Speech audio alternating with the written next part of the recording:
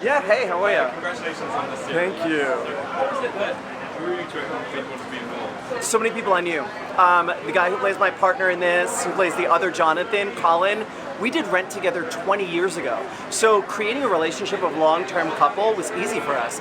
I'm friends with Neil, so that was familiar. We've gone back to our Rent days. We did Rent at the same time, different casts.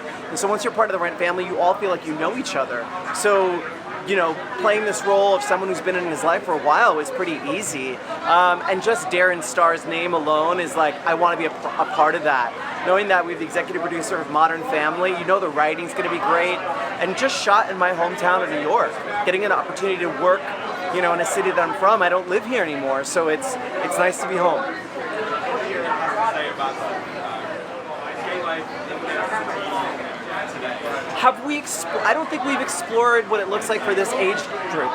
I've done a lot of queer projects, scripted and otherwise, but the scripted stuff, we focus on generally younger queer men or men who kind of are new in relationships or exploring their sexuality. What happens when you get the man, you get the life, and it all ends? How do you, at the next station in life, at the next chapter, pick it up and start anew? And I think this show does a really good job of exploring that with comedy and also with an open heart. And I think this is a role that we haven't seen Neil play before.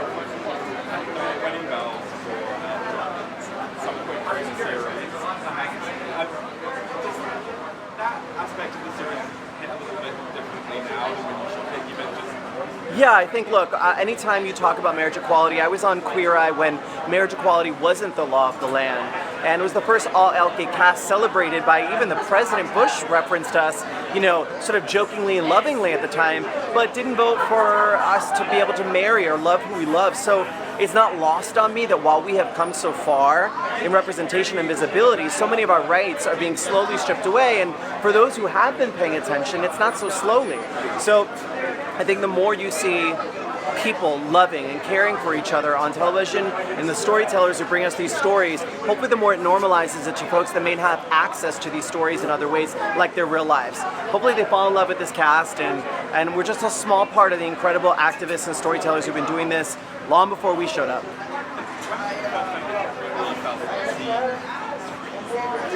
God, the first time I think I felt really seen, I think probably Queer Eye, because we were just cleaning toilets and didn't anticipate when we were doing Bravo and no one even knew what a Vanderpump was yet.